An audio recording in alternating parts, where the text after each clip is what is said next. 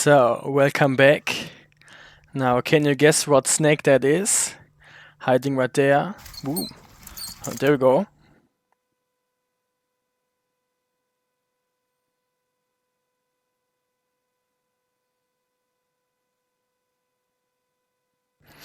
That was a very nice track from her. And I think now that she came out of the substrate, you probably are able to guess what kind of snake that is. And this is the death adder right there, Acanthophis rugosus. There actually are several different species of death adder, but this is probably the most commonly kept one in captivity. Look at her. Usually she likes to hold on to the prey items, but today it seems like she rather strikes and releases it. See? This is the first time I'm showing her on the channel. I had her for only a few months, but I made sure she is a good eater off camera already. So I think she will be a frequent appearance here on the channel from now on, or at least I hope so. But look at that, that mouse is severely envenomated for sure. With the death adders, you need to keep in mind that they aren't actually vipers, even though they look a bit like one. They are elapids from Australia mostly, and they have, like most elapids, mostly neurotoxic venom. Look at that, it's gonna paralyze the prey item very quickly. It's gonna be very humane as well, but it's looking a bit different, bit of a different reaction you're looking at compared to, you know, most of the pit vipers and true vipers that I have. There we go. And I said that they originate from mainland Australia. That is actually not the case for all death adder species. Look at her. The Acanthophis rugosus, for example, also have populations in Papua New Guinea, and she originates from this population, even though she is captive born, of course. She actually was born last year in December. And the point is that from Australia, it's very hard to get any animals, even if they are captive born. In Australia, they are not allowed to be exported legally. So you have to get them from Papua New Guinea locality, for the most part. So I hope you enjoyed that death adder.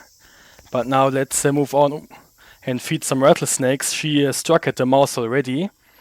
This is the Crotalus cerberus, the female one. Let's see. Oh, there we go. Look at that, venom just took effect. And these are commonly called the Arizona black rattlesnake.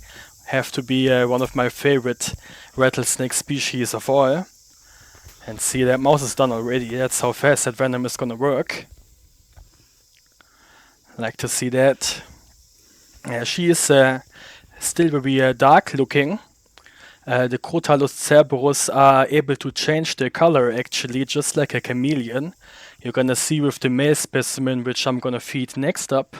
He used to be dark like the female now.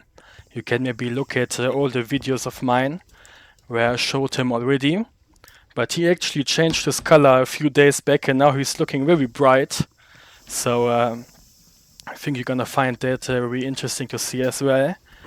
But that female is already done with that rodent, see?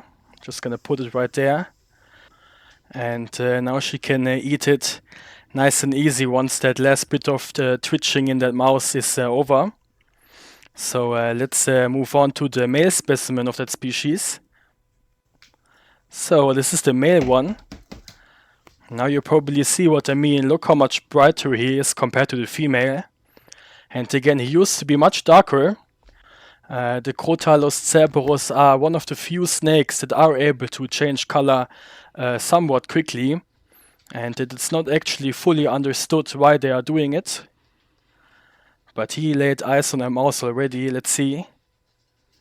He should strike any time.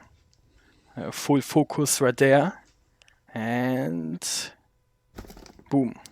There we go. See here has a little bit of a little piece of his rattle that broke off for some reason, which is a shame. He had a very nice big rattle, but whatever. Yeah, that mouse is done already as well. See, the rattlesnakes, they seem to have some of the most fast-acting venom. Absolutely insane. I think that was even faster than with the female, see? Very nice. Yeah, he's looking very beautiful as well, even though I have to admit that I liked his colors a bit better. Ooh, showed his fangs right there. Yeah, but I wanted to say I do have to admit that I liked his colors a bit better when he was very dark. He used to keep the bright stripes and it was a very nice contrast. Now like the base color seems to be more similar to a quote-unquote normal rattlesnake, like a Western Diamondback or something, but he's still nice looking. So, look at her, this is the lancehead pit viper right there. Bothrops, atrox, ooh, there we go.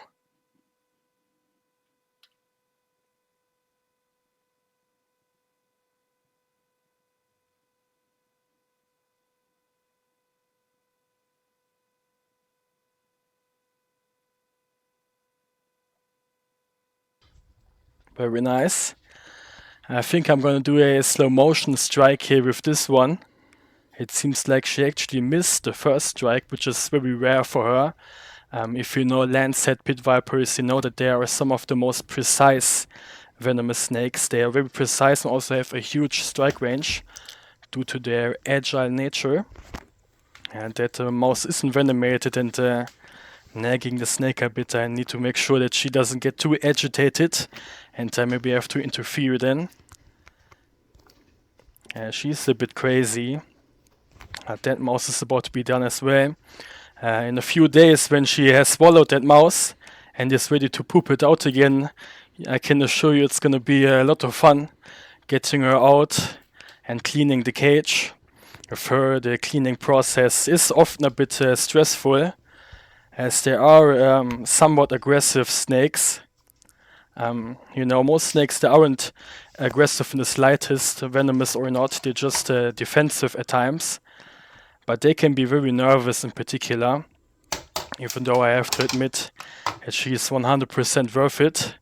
I'm a huge fan of the lancehead pit vipers, and she does have a special place at the bottom of my heart. Even though that sounds a bit cheesy, but I really do love her. So, ooh, there we go, he wastes no time.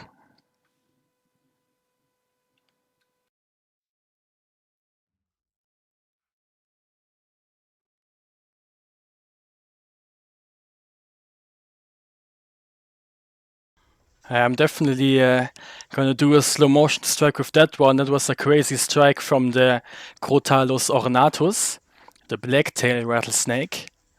And he's a big male specimen of that species. And again, he is not wasting any time when it comes to feeding. Very hungry rattlesnake right there. But he's not gonna strike at it again, see? He can already sense that there is more than enough venom inside that prey item. So he doesn't mind it running all over him apparently. Oh, now he's getting a bit ticked off. Oh, it's fine. There we go. And look at him now, you can have a nice look at this beautiful specimen. See the nice big rattle too. Very nice. They have a very interesting pattern in my opinion and a pitch black tail. Hence the common name, but you can't really see it now, sadly. Let's get the mouse out of that corner maybe. And he's gonna eat 2 or 3 of these mice. Let's see if how many I still have left, but I think I'm only gonna film one feeding. He is a somewhat big individual for his species. These ornatus usually don't grow to be as big, but obviously with the rattlesnakes, the male ones are gonna be the larger individuals, which is quite interesting. It's contrary to what's common for most viper species actually. Like for example with the lancehead pit viper you saw before. With them the females are much bigger and have more body mass than the males. Which makes sense because obviously vipers do give live birth. And the female is gonna lose a lot of body mass when they have babies inside, which the males don't really need. But with the rattlesnakes it's the other way around, and I personally don't even really know why that is the case. But it is certainly very interesting, that sexual dimorphism. And next up is the beautiful green pit viper, Trimeresurus albolabris, is the big female specimen. And I showed her several times on the channel before, of course, but never get tired of watching her. And I hope you guys don't either. Oh, now she spotted the mouse. Come on. And oh, she missed. That's rare. Come on, make up for it. There we go. Very nice. Look, she's going full bulldog mode on that mouse. Very nice. See? She obviously always likes to hold on to the prey items. You need to keep in mind that in the wild, they mostly eat birds and small lizards and prey items up in the branches. And if they were to strike or bite and release, the prey item would probably just drop dead of the venom and fall to the ground. And when the snake is still up in the branches, it maybe can't reach it. So let's see here. I got another big red for Mr. Sharp-Nosed Viper, Deinagkistrodon acutus, and he's locked on already. He's gonna wait for the perfect moment. Boom, there we go. Look at that. That was a powerful strike. Ooh. And that rat is trying to fight back. Come on, I'm gonna shake it off. Oh, there we go. Okay, I thought for a second that maybe I would have to interfere, but that rat is severely envenomated anyway, and it's not gonna be able to put up much of a fight. See?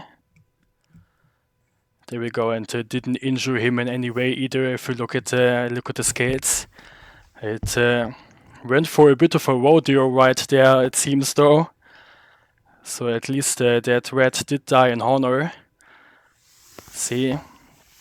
Yeah, but he actually destroyed that rodent. Like the last time I was feeding him a big rat, it took actually a good amount of time until it passed away, but I think that rat is done already. Maybe the bite placement this time seemed to be a lot better from him. See, and look how he already knows that he dumped so much venom into it that he just needs to kind of keep his distance now. See, he could have tried to maybe grab it again, but he didn't do that. Didn't want to waste any more venom on it, as it is already pretty much done, as I said already. Very nice. Look, he's looking around now. He is very hungry looking, see? Ooh. Getting the jaw back in place so he can start swallowing it, and I'm gonna record the swallowing process as well. I think you're gonna enjoy watching that too. And I think he is gonna enjoy that big meal as well. He's a big fan of these rats. These small mice, they don't really do it for him. Yeah, so let's see when he starts eating. So there we go, now you can have a nice good look at him. Again, this is the sharp-nosed viper, Deinagkistrodon acutus. And I did show him a few times on the channel already, but he is still one of my absolute favorites. And these live rats, they are quite expensive, but I'm happy to see that he enjoys them so much. I do want to give a big shout out to everyone who has donated to the channel over the last few weeks. Especially Mrs. James and Mrs. Marcello. I hope you are fine with me calling out your names, but you have been my #1 supporters. And in the name of all my animals, I'm gonna thank you very much. Look at him, he is making good progress on that big rat. And yeah, if you want to support me as well, you can do that with the PayPal link below. But if not, that's fine, of course, as well. You can also just like the videos and subscribe. That also probably helps me out quite a bit with making these videos for maybe a larger audience in the future as well. But I'm already very satisfied with all the support that I've gotten already. You know, I love recording my pets eating anyway. I've been doing it for a very long time now, and posting it on YouTube has been very fun as well.